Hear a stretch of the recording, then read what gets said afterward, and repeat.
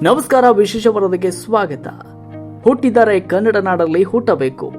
ಈ ಹಾಡು ಉದಯಿಸಲು ಕಾರಣ ಯಾರು ಗೊತ್ತಾ? ಈ ಹಾಡು ಉದಯಿಸಿದಾದ್ರೂ ಹೇಗೆ? ಈ ವರದಿಯನ್ನ ಕಂಪ್ಲೀಟ್ ಆಗಿ ನೋಡಿ. ಹುಟ್ಟಿದರೆ ಕನ್ನಡ ನಾಡಲ್ಲಿ ಹುಟ್ಟಬೇಕು. ಈ ಹಾಡನ್ನ ಕೇಳಿದ್ರೆ ಎಂಥವರಿಗೂ ಕೂಡ ಒಮ್ಮೆ ರೋಮಾಂಚನ ಆಗುತ್ತೆ. ಈ ಹಾಡಿಗೆ ಇರುವ ಆ ತಾಕತ್ತು ಅಂತದ್ದು.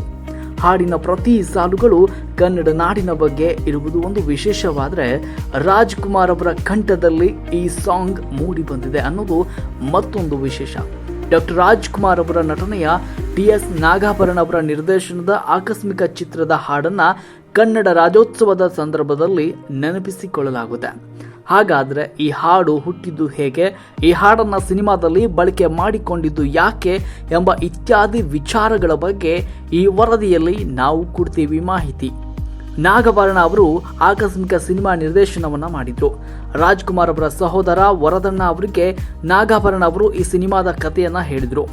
ಕ್ಲೈಮ್ಯಾಕ್ಸ್ ವೇಳೆ ಒಂದು ಸಾಂಗ್ ಬೇಕು ಅಂತ ವರದಣ್ಣ ಅವರು ಹೇಳಿದರು. ಇದನ್ನು ಕೇಳಿ ಎಲ್ಲರಿಗೂ ಕೂಡ ಅಚ್ಚರಿ ಕಾದಿತ್ತು. ನಾಗಭರಣ ಅವರಿಗೆ ಇದು ಸರಿ ಅನಿಸಲಿಲ್ಲ. ಕ್ಲೈಮ್ಯಾಕ್ಸ್ ವೇಳೆ ಹಾಡು ಇಟ್ಟರೆ ಸಿನಿಮಾ ರೋಚಕತೆ ಹೋಗಿಬಿಡುತ್ತೆ ಅನ್ನುವಂಥ ಅಭಿಪ್ರಾಯ ನಾಗಾಭರಣದವರದಾಗಿತ್ತು.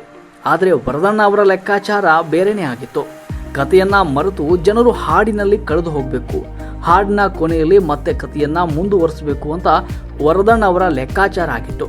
ಕನ್ನಡದ ಬಗ್ಗೆ ಹಾಡು ಇದ್ರೆ ಇನ್ನೂ ಚಂದ ಆಗುತ್ತೆ ಅನ್ನುವುದು ವರದಣ್ಣ ಅವರ ಸೂಚನೆಯೂ ಆಗಿತ್ತು.